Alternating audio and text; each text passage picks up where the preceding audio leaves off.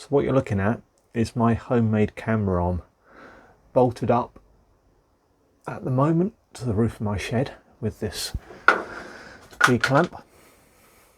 I drilled a hole into that G-clamp, and then I've got a spigot here that fits into that hole, is secured with a bolt, but it still allows it to rotate. And then the arm itself can be adjusted so you can just put it up into the roof space to move it away. And if I just pull it around and lower it down, it's all left loose. Sorry for the bit of jumpy video footage, but this is just with a handheld camera. So just to give you an idea of what it looks like. So I've got a standard mobile phone fitting on the end here, but if I undo that, and then you can see that I've just got it's a 1/4 inch by 20 TPI UNC standard camera mount on there, so a digital SLR will fit on the end of this arm. On the end of this arm I have a spigot here that if I just pull this pin out, as you can see, there's some holes in here in this radius arm here that allow this to be set at a number of positions. So it's not infinitely variable, but it just allows me to set that at a number of positions. As we move up the arm, we've got two parallel arms here, 480 millimeters between centers, 500 millimeters long. And in the middle of this, rather than springs that you'd find on your desk lamp, you know, in terms of this type of, where you'd see this type of arm traditionally, I've got a bracket that you bolt across that gap, and that stops this arm moving. And I've bolted it with double wing nuts, so wing nut each side allows you to get a good purchase.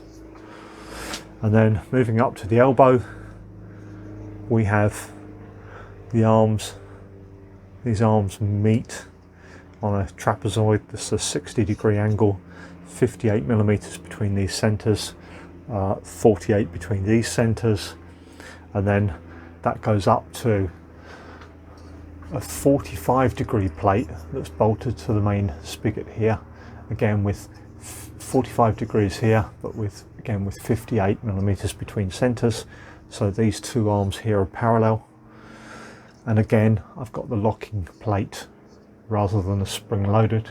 The locking plate allows you to set the position, tighten up these double wing nuts, so effectively a piece of stud in between M4 stud allows you to lock it.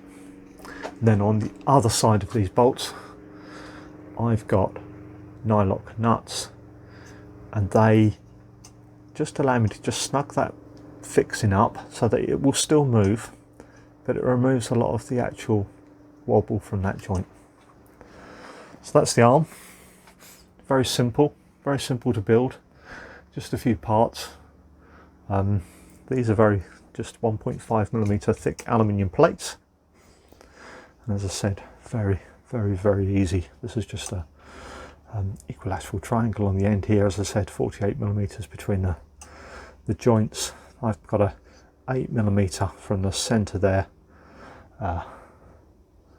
piece of extra material all the way around. Same on this, 58 millimeters between the centers.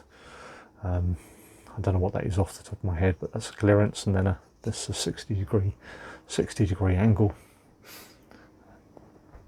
So nice and simple, and you can cover the whole of the workshop by moving it around from that one position up there. And I've used that big clamp so that I can actually, if I want to, I can clamp that to a bench or anywhere else, and I've got a very robust then fixing for the actual arm. I've got double wing nuts here, look, to lock it, so nice and easy to work with your fingers. And then you can lift the arm up and down.